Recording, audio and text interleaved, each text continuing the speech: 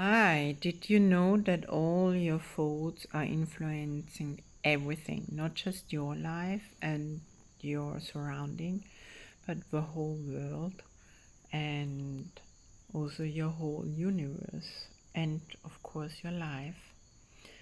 So that gives you a bigger view of what we sometimes forget. And it's always good to neutralize your thoughts so they don't become real.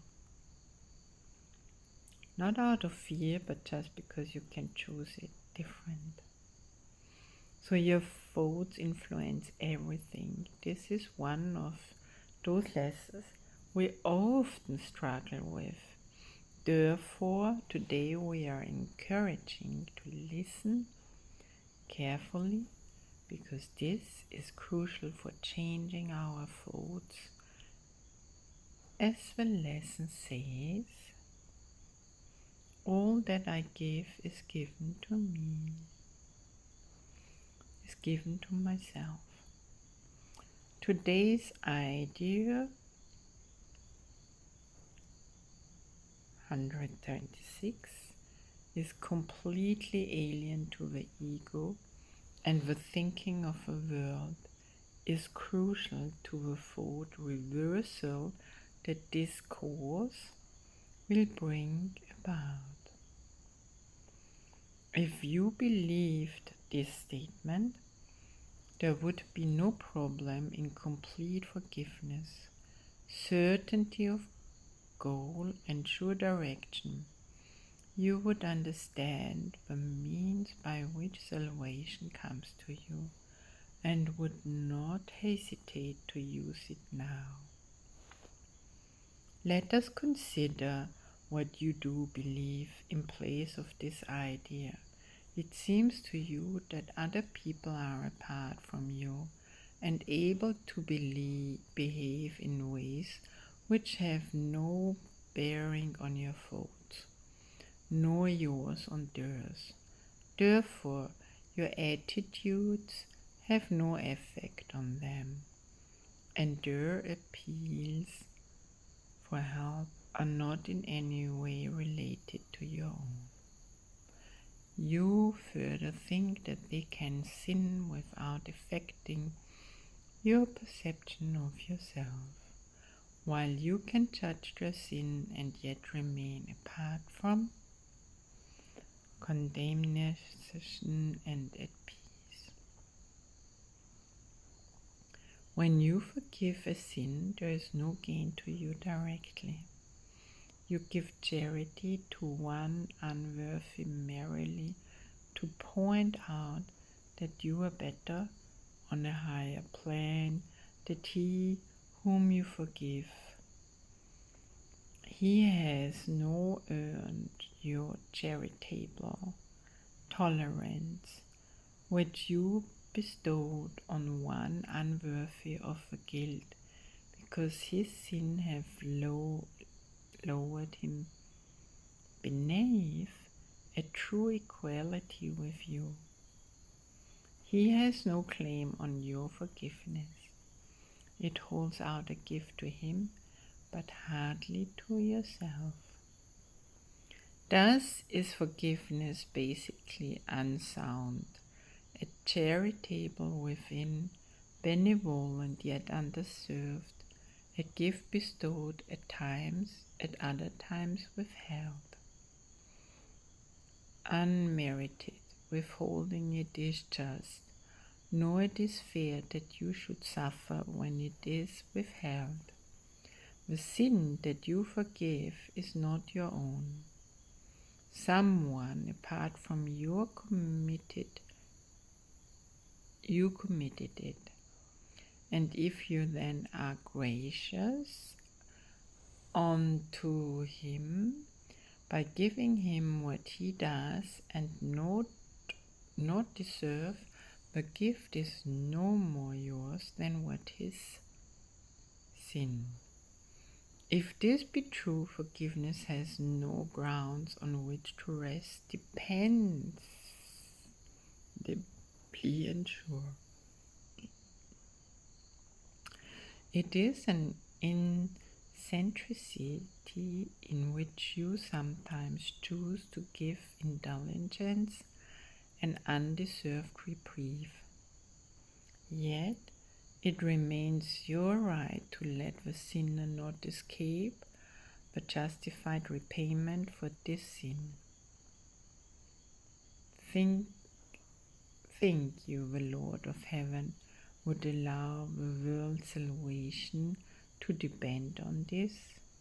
Would not his care for you be small indeed if your salvation rested on a whim? You do not understand forgiveness. As you see, we all don't know what really forgiveness is. As you see it, it is but a check upon overt attack without requiring correction in your mind. It cannot give you peace as you perceive it. It is not a means for your release from what you see in someone other than yourself. It has no power to restore your unity with him to your awareness. It is not what God intended it to be for you. Not having given him the gift he asks of you, you cannot recognize his gift and think he has not given them to you. Yet, would he ask you for a gift unless it was for you? Could he be satisfied with empty gestures and evaluate such petty gifts as worthy of his Son? Salvation is a better gift than this, and true forgiveness as the means by which it is attained must heal the mind that gives, for giving is receiving. What remains as unreceived has not been given, but what has been given must have been received. Today we try to understand the truth that giver and receiver are the same.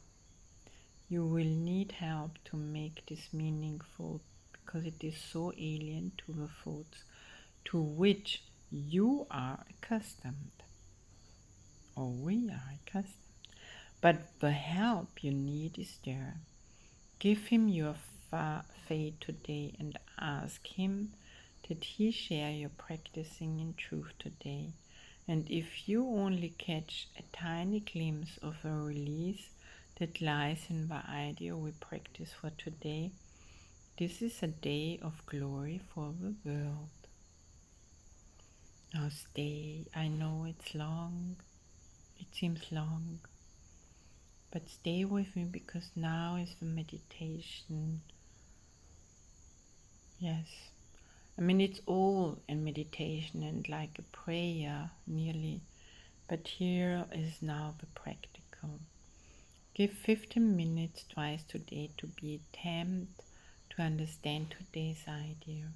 It is the thought by which forgiveness takes its proper place in your priorities. It is the thought that will release your mind from every bar to what forgiveness means and let you realize its worth to you. In silence, close your eyes upon the world that does not understand forgiveness and seek sanctuary in the quiet place where thoughts are changed and false beliefs laid by. Repeat today's idea and ask for help in understanding what it really means. Be willing to be taught. Be glad to hear a voice of truth and healing speaks to you, and you will understand the words he speaks and recognize he speaks your words to you.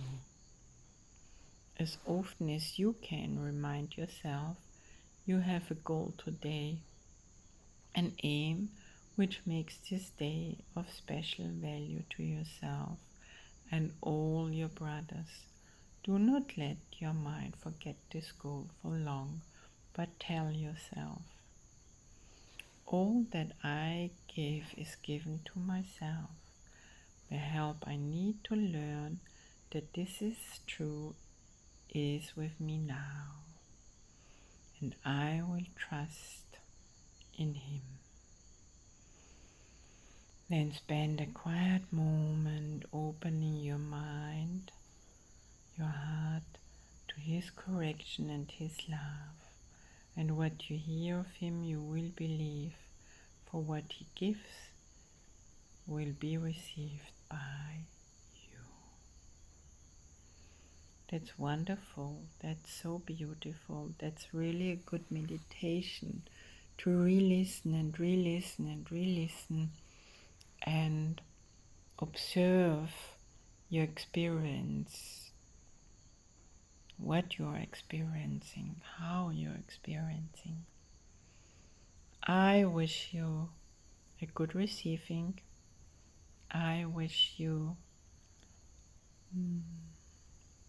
quiet moment in God